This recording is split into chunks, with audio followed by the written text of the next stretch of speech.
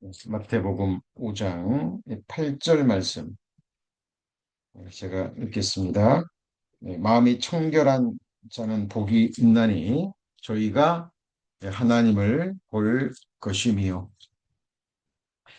수요 특강으로 마태복음 5장부터 7장까지 기록된 산상수훈에 대한 말씀을 자세히 배워가고 있습니다. 특별히 마태복음 5장 서두에 기록된 말씀은 팔복에 대한 말씀이죠. 근데 이 8가지 복에 대해서 자세히 살펴보면 메시아 대신 메시아 되시는 예수 그리스도의 나라의 백성들이 마땅히 지녀야 될 내적인 형상을 보여주고 있습니다. 그래서 메시아 왕국 백성의 8가지 내적 촉성화라는 제목을 잡고 지금 말씀을 배우고 있습니다. 말씀을 들으시는 가운데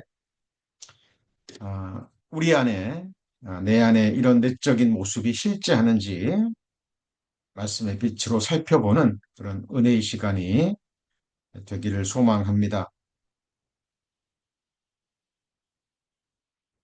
팔복에 대한 말씀을 주신 우리 예수님은 인생들에게 있어서 진정한 복이 무엇인지 그 실체를 아시는 유일한 분이십니다. 그리고 그 복을 주실 수 있는 유일한 분이시기도 합니다. 그리고 성경이 증거하는 예수님이 주시고자 하시는 복이죠. 아, 지금 우리가 배우고 있는 이 8가지 복도 이 세상에서 잠시 받는 물질적인 눈에 보이는 그런 복이 아니라 한 번 주어지면 누구도 앗아갈 수 없는 하늘에 속한 신령한 복이고 실질적인 음, 복입니다. 그래서 정말 하나님 보시기에 복 있는 자가 되기를 갈망하는 사람이라면 반드시 마음에 새겨져야 되고 또 우리 마음과 삶 가운데 이루어져야 될 말씀입니다. 지난 시간까지 5가지 복에 대해서 배웠고요. 자, 오늘은 6번째 복입니다. 팔복 가운데 6번째 복입니다. 아, 마음이 청결한 자는 복이 있나니 저희가 하나님을 볼 것이미요. 어, 6번째 복인데요. 문맥적으로 보면, 문자적으로 보면 그렇게 큰 어려움이 없어 보입니다만은 이 말씀 속에는 깊은 의미가 담겨 있습니다. 그리고요, 음, 이 말씀을 어, 역으로 생각하면 정말 두려운 말씀이기도 합니다. 마음이 청결한 자는 복이 있는데, 복이 있는 이유가 그 사람은 하나님을 볼 것이기 때문에 복이 있는 겁니다. 그런데 마음이 청결하지 못한다면 복이 없는 거죠. 그리고 그런 사람은 하나님을 보지 못한다라는 사실입니다. 하나님을 보지 못한다라는 것은 하나님이 임재해 계시는 그 영원한 세상, 그 천국에 들어가지 못한다는 의미도 되는 거죠. 하나님이 임재해 계시는 곳에 거하지 못하고 그곳에서 하나님을 보지 못한다라는 것은 하나님의 임재가 영원히 없는 곳, 둘째 사망, 불못에 거한다는 그런 무서운 경고의 말씀이기도 합니다. 음, 영혼만 가는 지옥, 구원받지 못한 사람이 오늘 죽었다면 그 영혼은 음부에 가는 거죠. 그것을 성경에서는 지옥이라고도 합니다. 몸은 흙에 묻히겠죠. 그런데 천년 왕국이 끝나고 백보자 심판대 앞에서 어, 죽은 자가 다시 부활의 몸을 입죠. 음부에 있던 영혼이 부활의 몸을 입고 자, 영원한 형벌을 받는 그 장소가 바로 불못입니다. 그곳에는 음부도 사망도 지옥도 함께 던져지는 거죠. 자, 그래서 마음이 청결하지 못한 자, 그 사람은 하나님을 보지 못하고 하나님의 임재에 계시는 영원한 세상을 떠나서 하나님의 임재가 없는 곳, 둘째 사망, 불못에서 영혼을 보내게 된다라는 두려운 경고의 말씀이기도 합니다. 그렇다면 우리 구원받은 그리스도인들이 이 마태복음 5장 8절을 통해서 배워야 될 어, 핵심 메시지가 무엇일까요?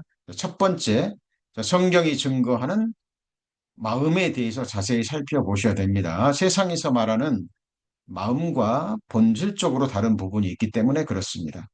성경에서 증거하는 마음 살펴보겠습니다.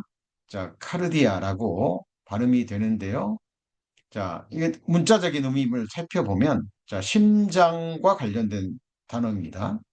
그래서 어, 영어로 cardiac arrest 하면 심장마비라는 뜻이죠. 지금도 우리 심장이 뛰고 있죠. 하나님이 심장을 뛰게 하시면서 머리끝부터 발끝까지 온몸에 피를 공급하고 있기 때문에 우리가 지금 살 수 있는 겁니다. 그리고 호흡도 지금도 하나님이 주고 계시는 거죠. 문자적인 의미는 이런 의미를 가지고 있습니다. 그런데 성경이 말하는 마음은 지금 뛰고 있는 심장이라는 의미가 아니죠. 아닙니다. 인간 존재의 가장 깊은 중심을 가리키고 있는 것이 성경이 증거하는 마음입니다. 그리고 전 인격의 근원, 생각과 지성, 의지와 결단, 감정과 사랑, 양심과 도덕의 발원지가 되는 거죠. 그래서 하나님 보실 때 가장 인간의 본질적인 바로 그 부분을 성경에서 마음이라고 얘기하는 겁니다. 그리고 믿음과 영적 상태를 가리킵니다. 우리 구원받은 그리스도인들에게 있어서 아주 중요한 단어입니다. 음, 자, 하나님이 말씀하시는 이 마음, 이 마음이 청결한 자, 복이 있다고 말씀하십니다. 그들은 하나님이 볼 것이다 그랬습니다. 성경이 말하는 마음에 대해서 정리가 되셨죠? 그렇다면 이제 청결한이라는 단어에 대해서 좀 살펴보겠습니다. 자, 이 청결하다는 것은 문자적인 의미로, 단어적인 의미로 보면 깨끗한 것, 더럽혀지지 않은 것을 의미합니다. 불순물이 제거된 것, 순수한 것, 혼합되지 않은 것, 이거는 문자적인 의미가 되는 거죠. 그리고 바로 이 단어에서 우리가 여러분 잘 아시는, 잘 알려진 카타르시스라는 단어가 여기서 나온 겁니다. 정화, 정결이라고 의미를 가지고 있는 단어입니다. 근데 성경이 의미하는 청결은 문자적인 의미와는 완전히 다른 의미를 가지고 있습니다. 육체적 정결, 도덕적, 영적 순결. 이걸 청결한 마음이라고 얘기하는데, 우리 인생들은 아담 안에서 태어난 아담의 후손들은 이런 마음을 갖는다는 것 자체가 불가능하죠. 그런데 왜 예수님은 이 말씀을 하셨을까요? 만물보다 거짓되고 부패한 마음을 가진 것이 우리 인생들입니다. 누구보다 우리의 마음을, 부패한 마음을 잘 아시는 하나님께서 이렇게 말씀하셨습니다. 마음이 청결한 자는 복이 있나니 저희가 하나님을 볼 것이며 그랬는데, 아, 우리는 이런 마음을 갖는 것 자체가 불가능하거든요. 근데 왜 이런 말을 하셨을까요? 예. 그 사실을 깨닫고, 그 사실을 깨닫고요. 바로 우리의 마음이 아닌 예수 그리스도의 마음을 품어야 된다라는 것을 말씀하고 계시는 부분입니다. 이 부분에 대해서 좀 자세히 살펴보겠는데요. 우리가 예수 그리스도의 마음을 품고 하나님 외에 다른 것을 사랑하거나 다른 것을 바라보거나 다른 것을 섬기지 않는 자, 순전한 마음을 성경에서는 청결한 마음이라고 얘기합니다. 자, 이 마음은 그리스도 예수밖에 품을 수 없는 마음이라는 사실입니다. 예수님은 이 땅에 오셨을 때도 오직 아버지의 뜻만 생각하셨죠. 그리고 아버지의 뜻을 이루는 일에만 온통 마음을 두셨습니다. 예수님이 하신 말씀은 아버지께서 주신 말씀이었고, 예수님께서 무언가를 생각하거나 말하거나 행하신 것은 바로 하나님께 순종하기 위한, 하나님의 영광만을 위한, 하나님이 자신을 보내신 그 뜻을 이루시는 그 순전한 마음만을 품고 계셨습니다. 그래서 청결한 마음은 곧 예수 그리스도의 마음을 가리킵니다. 우리에게는 없는 마음이죠. 그래서 이것을 이해하기 위해서 우리가 잘 아시는 말씀들 몇 가지 살펴보겠습니다. 바로 만물보다 거짓되고 십이 부패한 것은 마음이라 그랬잖아요. 구약 성경에도 말씀하고 있습니다. 이것을 너무나 잘 아시는 하나님입니다. 우리의 피부를 살펴보셨고 이미 아담이 타락했고 범죄했고 아담의 후손으로 태어난 모든 인생들의 마음을 누구보다 잘 알고 계시는 하나님이 이렇게 말씀하신 거예요. 그래서 예수님도 친히 이렇게 말씀하셨잖아요. 속에서 그 사람의 마음에서 나오는 것은 악한 생각, 음란과 도적질과 살인과 간음과 탐욕과 악독과 속임과 응탕과 흘기는 눈과 회망과 교만과 광팬이 이 모든 악한 것이 다 속에서 나와서 사람을 더럽게 한다라고 말씀했잖아요. 그래서 욥기에서도 누가 더러운 것, 깨끗한 것을 더러운 것 가운데서 낼 수 있으리까 하나도 없나이다라고 고백하고 있는 겁니다. 자, 이런 마음을 아시는 예수님께서 마음이 청결한 자는 복이 있다라고 말씀하셨어요. 자, 이 의미, 의미를 우리가 생각하셔야 되고요. 자, 말씀을 통해서 연결해서 답을 얻으셔야 됩니다. 자, 그래서 우리 믿음의 대상은 우리 자신이 아닙니다. 우리의 마음이 아니죠. 그래서 성경을 통해서 자기 마음을 발견한 사람, 자기의 실상을 깨달은 사람은 결코 자기 자신과 자기 마음을 의뢰하지 않습니다. 믿지 않는다라는 얘기입니다. 그래서 잠언에서도 자기 마음을 믿는 자는 미련한 자요라고 말씀하십니다. 사람의 부패한 마음에서 올라오는 모든 생각들은요, 말 그대로 악한 것들입니다. 결국 자기 자신만 섬기는, 자기 육신의 배만 섬기는, 자기의 유익만을 추구하는 것들이기 때문에 그렇습니다. 우리가 이런 마음을 가지고 하나님을 섬길 수도 없고요.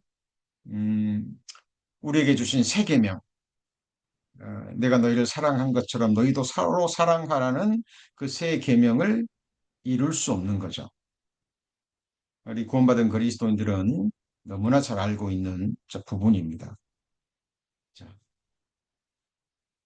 그래서 이 사실을 깨달은 사람, 이 사실을 깨달은 믿음의 선진들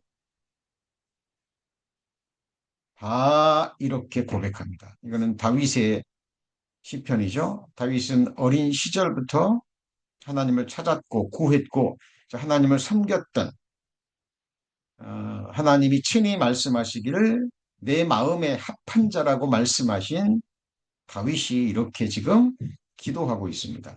하나님이여 내 속에 정한 마음을 창조하시고 그랬죠. 자, 이 창조는 처음 창조에 속한 의미가 아닙니다.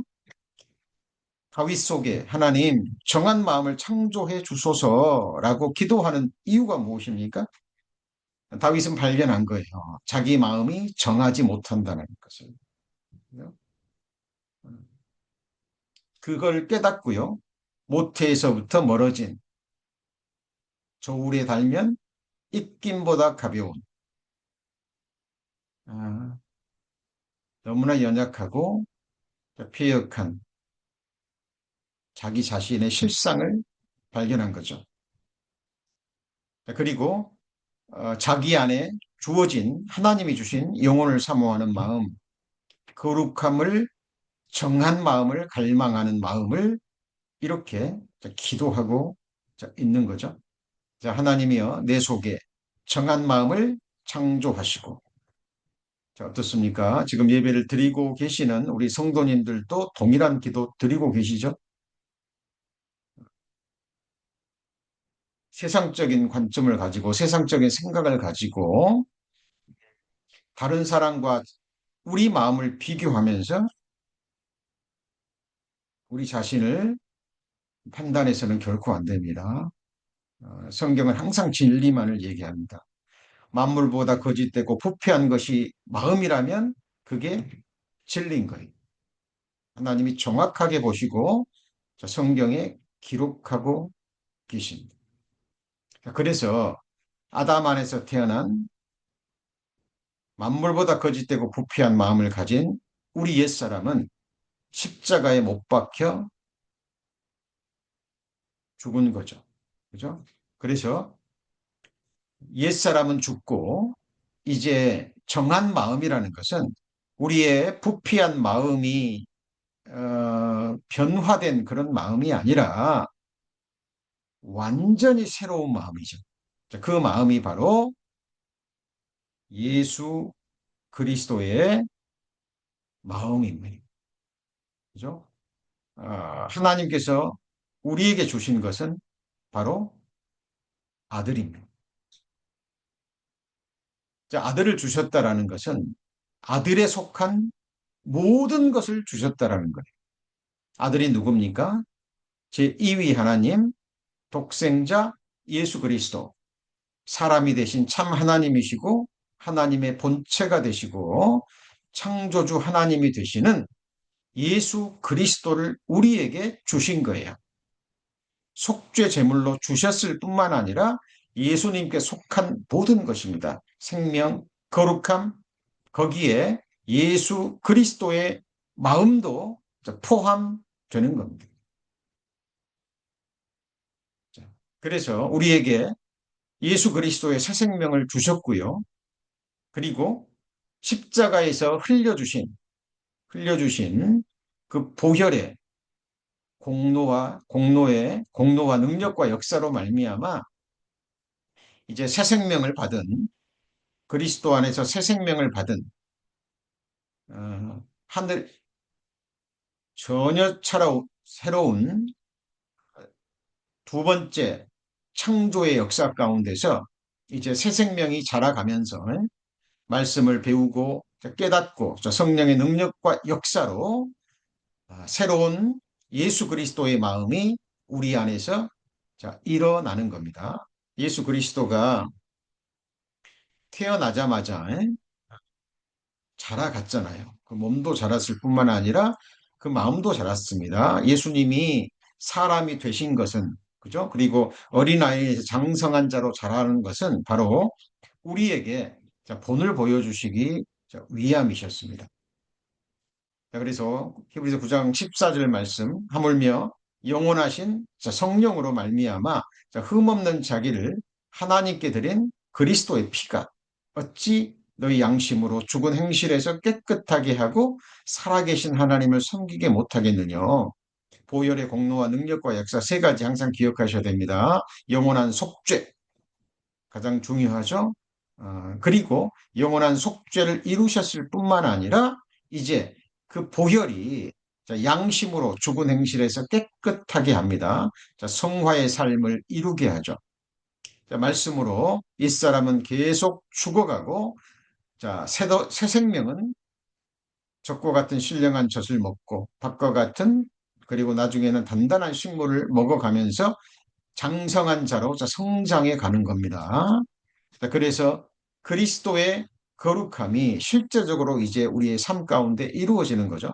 그리고 궁극적인 것은 살아계신 하나님을 기쁨으로, 감사함으로, 자원함으로 영원히 자, 섬기게 하는 능력이 바로 그리스도의 보혈에 있다라는 사실입니다. 자, 우리 천국에서 우리 성도님들 무엇을 하면서 영혼을 보내실까요? 그것은 바로 우리를 창조해 주시고 우리를 죽기까지 사랑하신 아들의 생명을 주시고 아들에 속한 그 모든 좋은 것을 값없이 은혜로 주신 자, 우리 하나님을 영원히 예배하는 삶을 살게 될 겁니다. 가까운 곳에서 얼굴을 보고요. 그 영광을 누리면서 쉼없이 하나님을 기쁘시게 섬기고 예배하는 그 복된 삶을 살게 될 것입니다. 자, 그 삶은 이 세상에서부터 시작이 됐죠. 오늘 하루도 우리 성도님들 하나님의 영광을 위해서 또 각자의 위치에서 하나님을 섬기는 삶을 사셨으리라 믿습니다. 하나님은 우리를 구원하신 목적, 그리고 아직도 세상에서 우리를 남겨두신 그 이유와 목적을 성경에서 여러 모양으로 말씀하고 계십니다. 자, 그래서 빌립보서 2장 5절 사도 바울의 입술을 통해서 어, 이렇게 말씀하셨죠. 너희 안에 이 마음을 품으라 곧 그리스도 예수의 마음이니 그랬죠. 내 마음이 만물보다 거짓되고 부패한 마음이라는 것을 깨닫고 십자가에 못 박힌 옛사람의 마음이라는 것을 알았다면 우리는 계속해서 말씀의 못으로 우리 옛사람과 우리 자신의 마음을 못 박아야 될 겁니다. 그리고 하나님께서 주신 새 생명, 새 마음, 곧 예수 그리스도의 마음을 계속 배워가야 됩니다. 그리고 그 마음을 계속 품어야 되죠. 자, 그 마음은 바로 그리스도 예수의 마음입니다. 자, 이 마음만이 하나님이 받으시는 마음이고요. 그 마음이 바로 마태복음 5장 8절에서 예수께서 말씀하신 청결한 마음입니다. 자, 성경에 거짓 없는 마음이라는 말도 나오는데요. 그 거짓 없는 마음이라는 것은 깨끗한 마음이라는 의미가 아니라 하나님 앞에 정직한 마음입니다. 그러니까 하나님 앞에서 가식하지 않는 마음이죠. 하나님 앞에서 우리 자신을 외식하지 않는, 꾸미지 않는 마음입니다. 하나님의 말씀은 살았고 운동력이 있어서 좌우에 날선 검보다도 예리하다 그랬죠. 그래서 마음의 생각과 뜻을 드러내요. 그래서 하나님 앞에서는 숨길 수도 없잖아요. 하나님 앞에서는 빛과 흑암이 일반입니다. 그래서 우리 성도님들 하나님 앞에서는요 항상 있는 그대로의 마음을 토하셔야 됩니다. 그리고 어, 옛사람은 계속해서 죽어가고 사도 바울의 말씀처럼 날마다 죽어가고 그리고 그 마음은 계속 버려지는 가운데 우리가 붙잡아야 되고 우리가 품어야 되고 우리가 배워야 될 것은 바로 예수 그리스도의 마음이에요. 그 마음만이 청결한 마음이고 그 마음만을 하나님은 받으십니다. 그래서 하나님은 예수 그리스도를 통해서 모든 것을 받으시는 거예요. 예수 그리스도를 벗어나거나 예수 그리스도 밖에 있는 것들은 하나님 앞에 나아갈 수 없습니다. 그래서 예수 그리스도는 우리의 모든 것이고 우리의 유일한 중보자가 되십니다. 그래서 하나님이 우리에게 주신 것 너무나 많습니다. 한마디로 예수 그리스도를 주셨다라는 것은 예수 그리스도께 속한 모든 것을 주셨는데 거기에 청결한 마음, 순전한 마음, 바로 예수 그리스도의 마음이라는 사실입니다. 그래서 잠언 4장 23절에 무릇 지킬 만한 것보다 더욱 내 마음을 지키라 그랬죠. 생명의 근원이 이에서 남이니라 라고 말씀하십니다. 우리 성도 잘 아시는 말씀이고요. 우리 그리스도인이라면 마음에 새겨져 있어야 될, 또 암송하셔야 될 말씀이기도 합니다. 우리가 지켜야 될 것이 많이 있습니다. 가장 중요한 것, 본질적인 것은 바로 우리의 마음입니다. 우리의 마음을 지켜야 되는 거죠. 자, 이 마음은 물론 자, 만물보다 거짓되고 부패한 마음이 아니라 하나님께서 우리에게 주신 예수 그리스도의 마음입니다.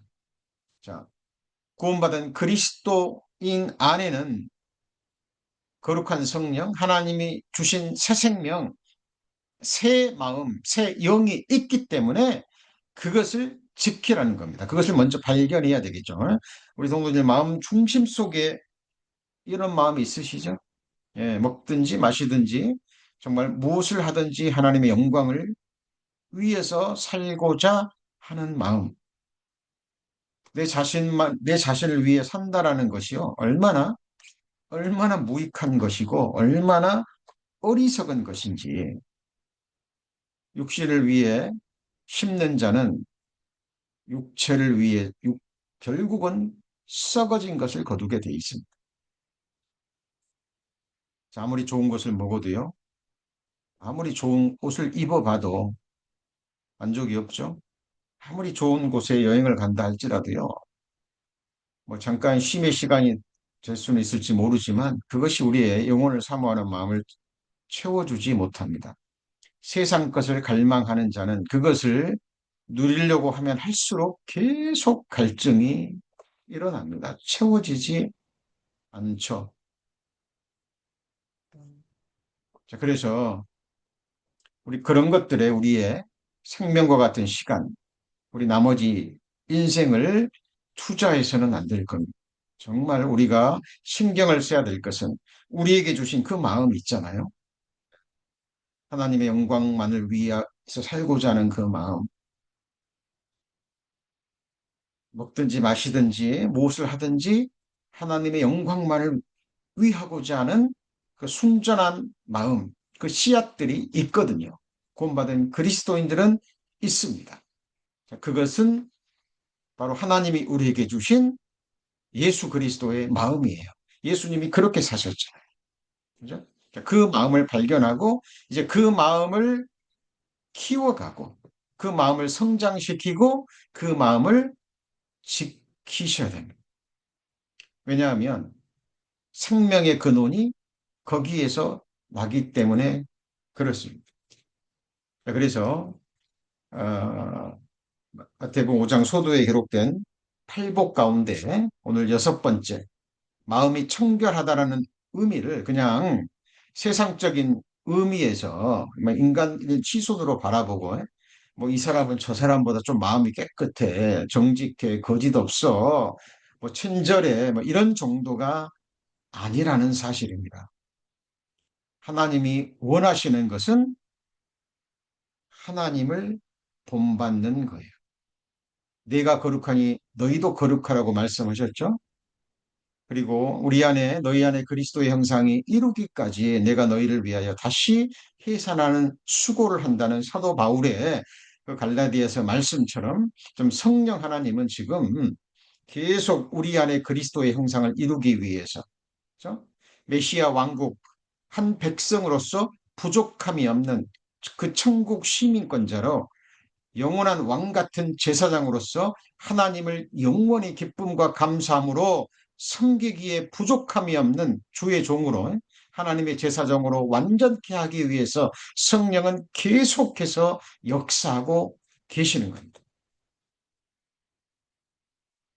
자, 생명의 근원이 여기서 납니다. 그래서 우리가 지켜야 될 것은 우리의 자존심이 아닙니다. 썩어질 재물, 이 세상 썩어질 권세에 잠시 지나가는 이 세상 즐거움, 쾌락이 아니라 바로 우리에게 주신 예수 그리스도의 마음, 그 마음을 발견하시고 그것을 지키셔야 된다. 잠언 4장은 이 부분에서 말씀하고 계시는 겁니다. 그래서 지킬 만한 것보다라는 의미에 대해서 조금 살펴봅니다. 우리가 지켜야 될 것이 많이 있습니다. 모든 지킨 가운데서 모든 경계보다 자, 철저하게, 그죠? 철저하게 지켜야 된다라는 겁니다. 자, 그래서 이 지키다라는 의미를 조금 더 살펴보잖아요. 그러면 이런 의미가 있습니다. 자, 군인이 성을 지키는 겁니다. 예를 들어보죠. 자, 지금 성 안에 그 백성들을 지키는 군인이 있는데요. 군인이 그 성을 지키지 않으면 어떻게 됩니까? 대적들에 의해서 그 성은 함락되는 것이고요. 그 성 안의 백성들은 다 죽임을 당하고 약탈을 당하는 겁니다. 지킨다는 것이 이렇게 무서운 겁니다. 자, 파수꾼이 망을 본다는 의미입니다. 이 지키다는 것이. 자, 파수꾼이 망을 보지 않으면 어떻게 됩니까? 자, 성 안에 사는 사람들이 지금 잠자고 있고 쉬고 있습니다. 근데 파수꾼이 망을 잘 봐야 되겠죠. 멀리서 적이 오는 것을 보면 어때요? 나팔을 불고 그리고 자고 있는 성 안에 자기 백성들을 깨워야 됩니다. 그래서 준비를 해야 되겠죠. 파수꾼이 망을 보지 않으면 어때요? 자기뿐만 아니라 성 안에 있는 모든 백성들이 또 죽임을 당하고 약탈을 당하는 거죠. 자, 그리고 가장 귀한 보물을 끊임없이 경계하고 보호하는 그런 의미를 가지고 있습니다. 자, 그래서 결코 무너져서는 안 되는 성을 성경에서는 마음의 성이라고 얘기를 합니다. 자, 지금 우리 성도님들의 마음은 성령 하나님이 거하시는 하나님의 집이죠. 그 집들이 모여서 작은 지역 교회를 이루고 그 지역 교회들이 모여서 완성이 되면 거룩한 성, 새 예루살렘, 하나님이 영원히 거하시는 그 아름다운 성전이 되는 겁니다. 그래서 우리가 지켜야 될 것은 바로 우리 마음의 성입니다. 하나님이 영원히 거하시기에 또 안식하시기에 우리 안에서 영원히 기쁨을 누리시기에 부족함이 없는 아, 그런 성이 되기 위해서 우리는 우리의 성을 지켜야 되죠. 이사야서에 보면 헵시바와 뷸라라는 말이 나오죠. 헵시바라는 의미는 나의 기쁨이 그녀에게 있다라는 의미입니다. 우리 구원받은 그리스도인들에게 적용을 하면 예수님은 하나님의 어린 양 예수님은 우리의 영원한 남편, 영원한 신랑이 되죠.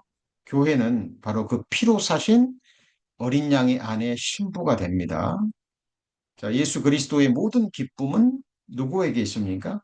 예, 그의 아내 되는 교회에 있죠. 하나님이 우리를 인하여 기쁨을 이기지 못한다고 말씀하셨습니다. 예, 하나님의 모든 기쁨이 나의 기쁨이 그녀에게 있습니다. 왜요? 바로 우리 마음의 성 예수 그리스도만 하나님만 거하시는 그 성으로 우리가 온전히 지켜가기 때문에 그렇습니다. 그렇죠? 뷸라라는 말은 결혼한 여자, 결혼한 땅이라는 의미를 가지고 있죠. 자, 결혼은 언약을 상징합니다. 결혼의 전제 조건이 언약이죠. 결혼 서약을 합니다. 그래서 자, 우리는 어떻습니까? 하나님과 언약한 자죠. 예수 그리스도의 십자가의 보혈로 영원한 언약 안에 있는 사람들입니다. 예, 예수 그리스도와 결혼하기로 약정하셨죠? 우리는 약혼자들입니다. 잠시 후면 어, 혼인식구와 함께 혼인잔치를 하게 될 겁니다. 우리는 약속 있는 자, 임자가 있는 그죠? 남편이 있는 여자입니다. 주님의 몸된 교회죠. 우리가 지켜야 될 것은 바로 마음의 성입니다. 자, 남녀가 서로 인격적으로 사랑해서 서로가 서로를 선택하고 결혼하고 아름다운 가정을 이루었습니다.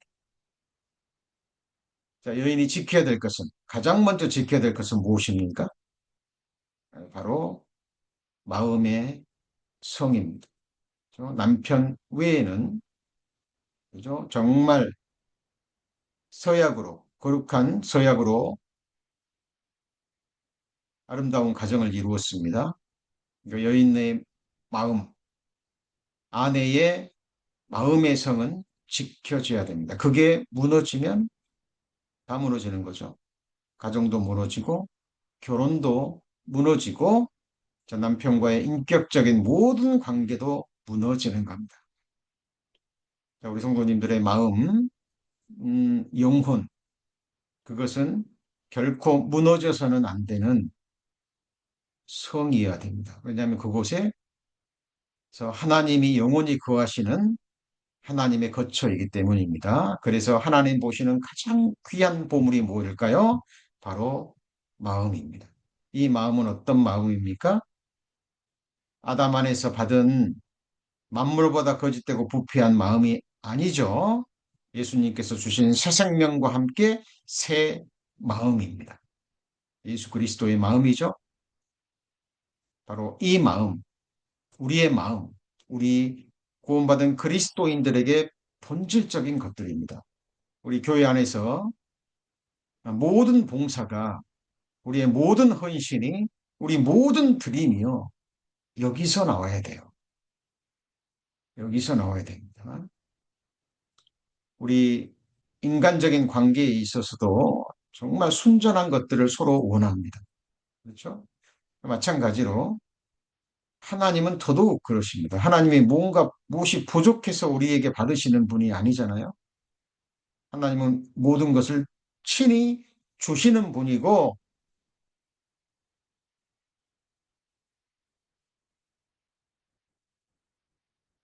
우리를 정말 사랑하시는 분이시죠. 그래서 하나님 보시는 가장 귀한 보물이 바로 마음입니다. 그래서 하나님이 우리에게 마음을 주셨듯이 하나님이 우리에게 가장 먼저 원하시는 것도 바로 이 마음이라는 겁니다. 그래서 내 아들아 너는 네 마음을 내게 주며 라고 말씀하고 있죠. 그리고 하나님은 그 말씀을 하실 자격이 있는 분이십니다. 그래서 우리가 지켜야 될 것, 많은 것들이 있지만 지킬 만한 것보다 더욱더 중요한 것은 바로 마음이라는 것. 자, 그래서 마태복음 6장 19절, 21절에 보면 너희를 위하여 보물을 땅에 쌓아 두지 말라. 거기는 좀과 동록이 해하며 도적이 구멍을 뚫고 도적질하느니라. 오직 너희를 위하여 보물을 하늘에 쌓아두라. 거기는 좀이나 동록이 해하지 못하며 도적이 구멍을 뚫지도 못하고 도적질도 못하느니라 그랬죠. 자, 이 세상의 재물들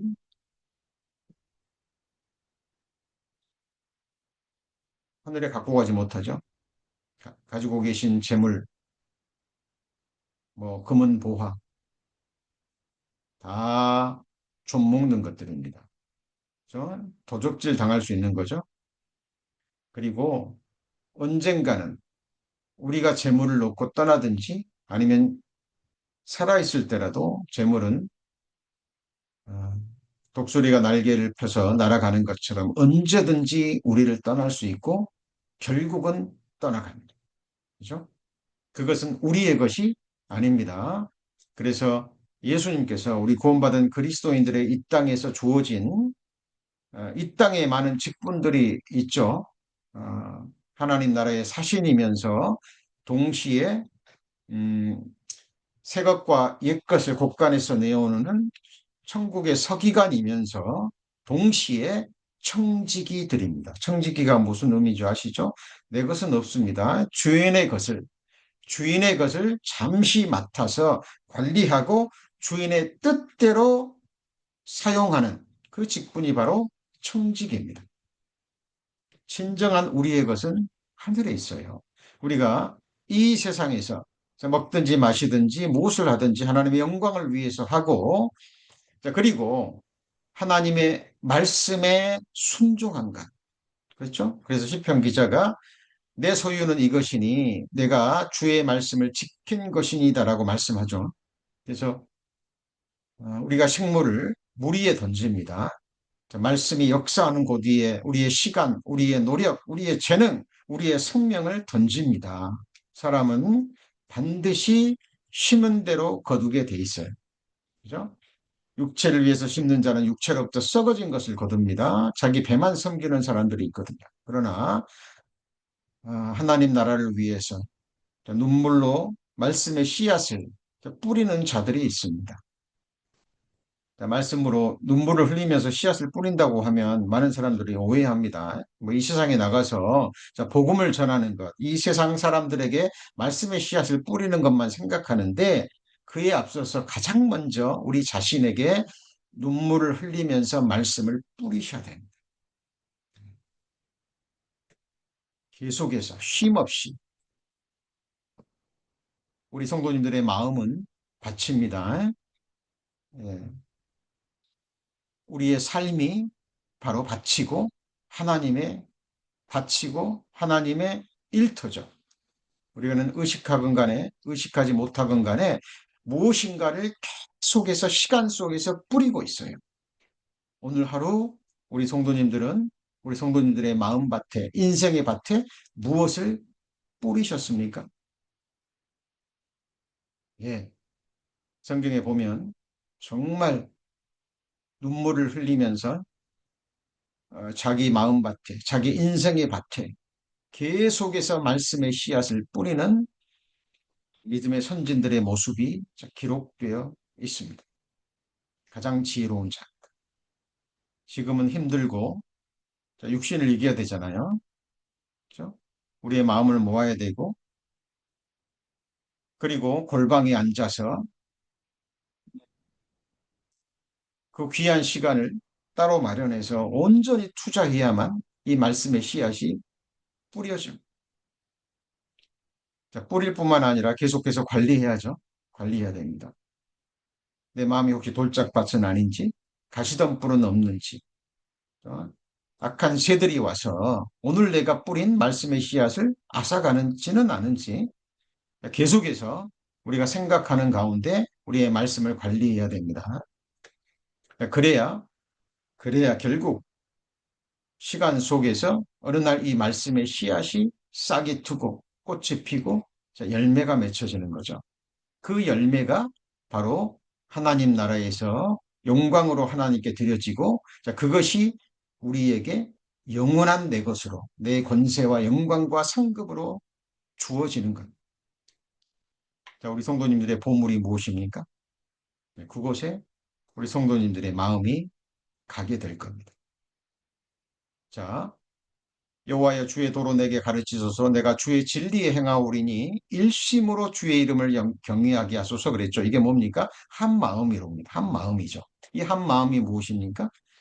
자, 한 마음, 두 마음이 아닙니다.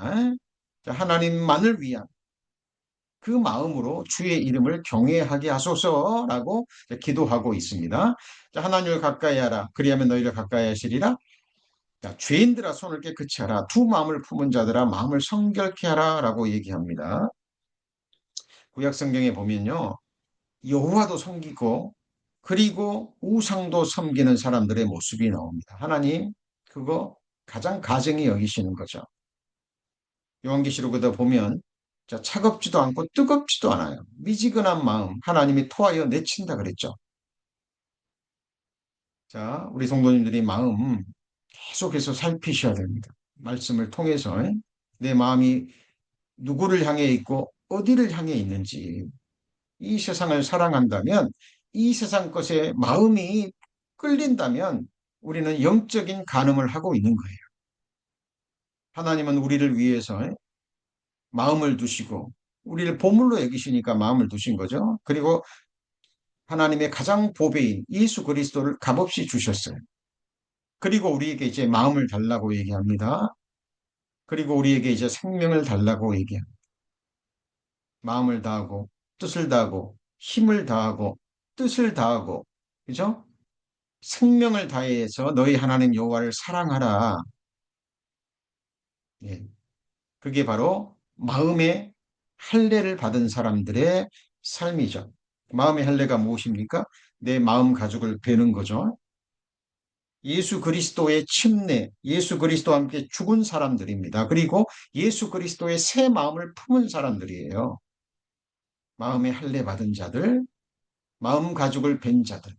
그 사람은 정말 마음을 다하고 뜻을 다하고 생각을 다해서 주님 사랑하기를 갈망합니다. 원하게 돼 있죠. 자, 그런데 그것이 뜻대로 잘 안 되니까 어떻습니까?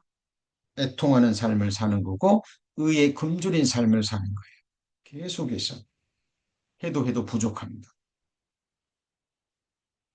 오늘 하루를 아침부터 지금 이 순간까지 저, 자, 세상에서 또 가정에서 때를 따라 모든 일들을 하나님의 영광을 위해서 했다 할지라도 여전히 부족함을 느끼죠.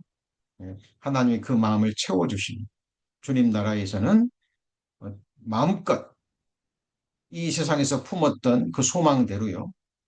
부활의 몸을 입고 부족함이 없는 마음과 몸으로 하나님을 영원히 기쁘게 섬기는 그 갈망이 하늘에서 이루어질 겁니다. 자, 만국의 보배가 나옵니다. 하나님의 보배죠. 하나님의 보배를 하나님은 우리에게 주셨습니다. 그분이 바로 예수 그리스도입니다. 우리가 보물이기 때문에 마음이 오셨고 마음이 온 곳에 몸도 오신 거죠. 그래서 말씀이 육신이 되어 우리 가운데 거하신 게 된 겁니다.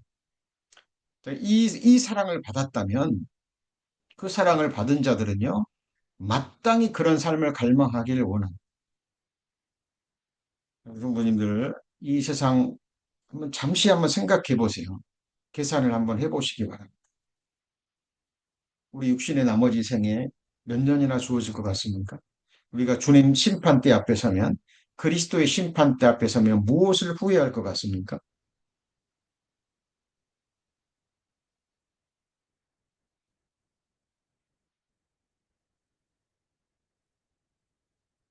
저는 그 후회를 하지 않기를 원합니다. 그래서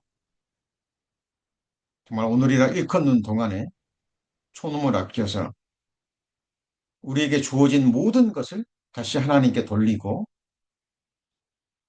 하나님이 내게 주셨던 것처럼 또 우리에게 주신 은혜를 내게 주신 은혜를 내가 무엇으로 보답할꼬라는 그 다윗의 고백처럼요. 그런 삶을 살게 되기를 소망합니다. 잠시 후면 만국의 보배가 다시 오시게 될 겁니다.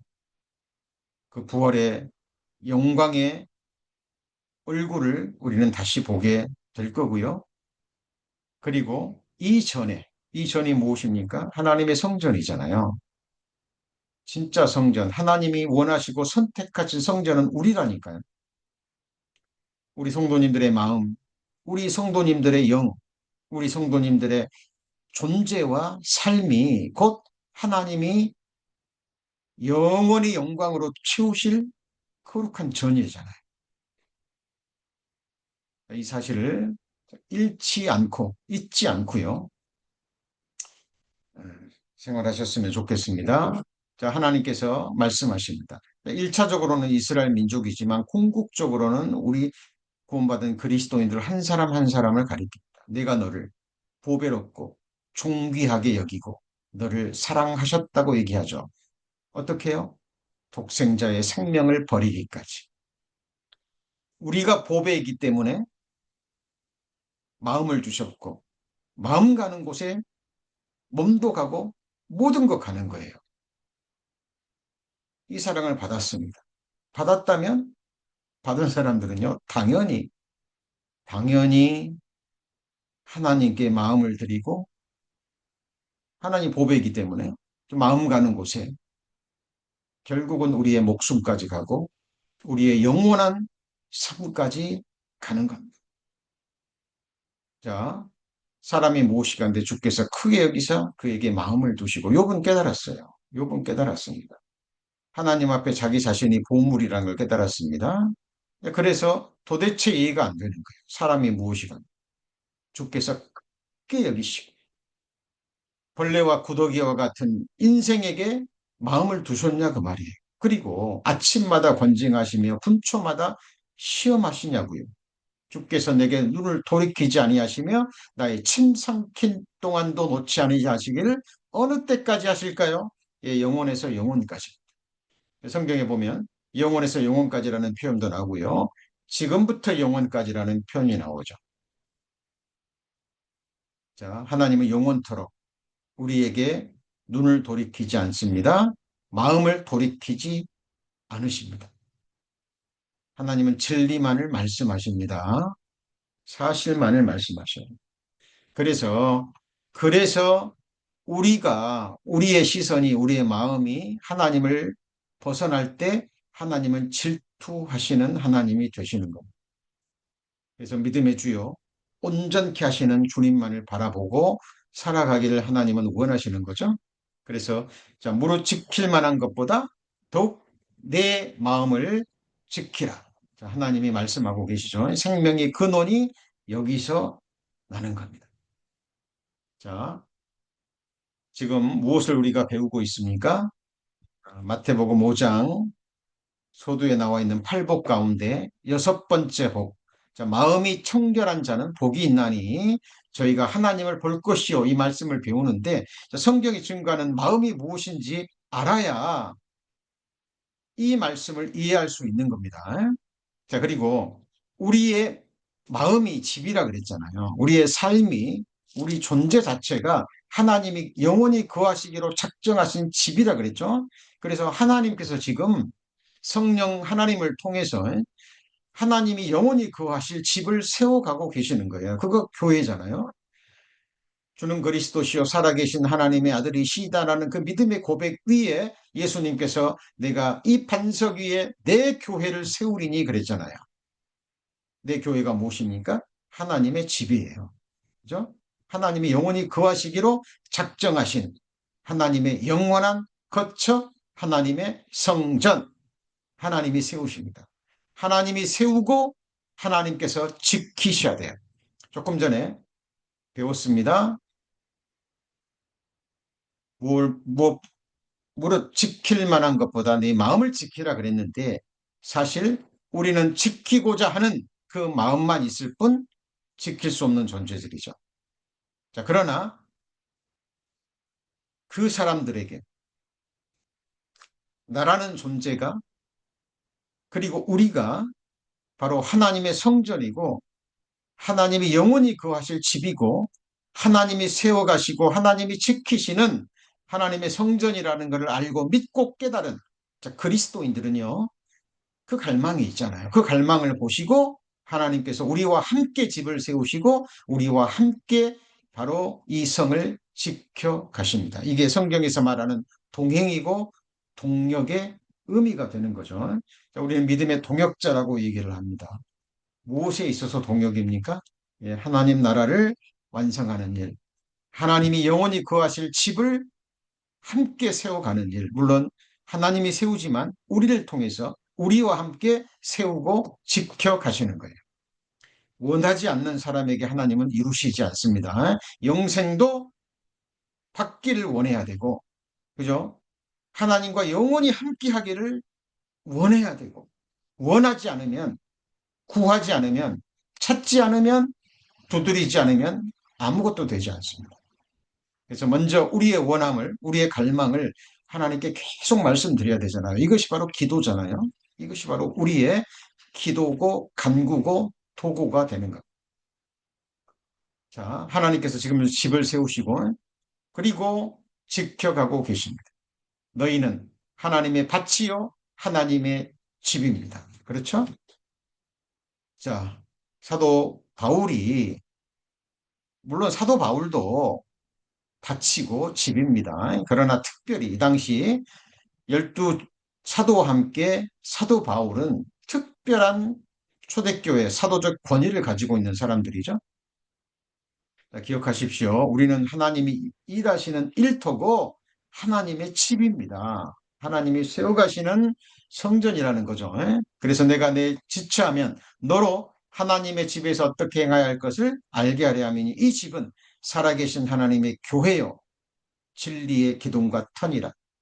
세상 건물은 콘크리트로, 나무로, 벽돌로 세워지지만 하나님의 집은 하나님의 집은 진리의 말씀으로 예수 그리스도라는 터 위에 진리의 말씀의 기둥과 터로 세워지는 겁니다. 모든 장식물도 하나님의 말씀이죠. 금과 은과 보석으로 세워지는 집입니다. 하나님의 집 다 지키실 뿐만 아니라 반석이 되시고 모퉁이 돌이 되시고 주춧돌이 되시는 예수님은 또한 하나님의 집 교회의 머리이기도 하시고 그 집을 다스리시는 큰 제사장이시기도 합니다. 우리 성경 121편에 보면 내가 산을 향하여 눈을 들리라 나의 도움이 어디서 올고 나의 도움이 천지를 지으신 여호와에게서로다 그랬죠. 여호와께서 너로 실족지 않게 하시며 너를 지키시는 자 뭘 지킵니까? 예, 우리가 우리 마음이 바로 하나님이 영원히 거하시는 성전이고 하나님이 보시는 가장 귀한 보물인 것을 아는 그리스도인들 지키기를 원합니다. 그 사람의 마음을 그 삶을 하나님이 지켜주신 졸지 않고 지켜주시죠. 계속 반복되죠. 여호와는 너를 지키시는 자라. 여호와께서 내게 우편에서 내 그늘이 되시나니 낮에가 너를 상치 아니하며 밤에 달도 너를 행치 아니하리로다. 여호와께서 너를 지켜. 이 너는 누굽니까? 예, 자기 자신이 하나님의 영원한 거처, 안식처, 집이라는 것을 알고 그 마음의 성을 지키기를 원하는 사람, 바로 하나님의 사람들을 하나님은 지키십니다. 모든 환난을 명쾌하시며 내 영혼을 지키시로로다. 여호와께서 너의 출입을 지금부터 영원까지 눈 깜짝할 동안도 놓지 않으시고 침 삼킬 동안도 놓지 않으시고 자 계속해서 우리를 자 지켜 가십니다. 자 그래서 자 마음이 청결한 자는 자, 복이 있나니 저희가 자 하나님을 볼 것이며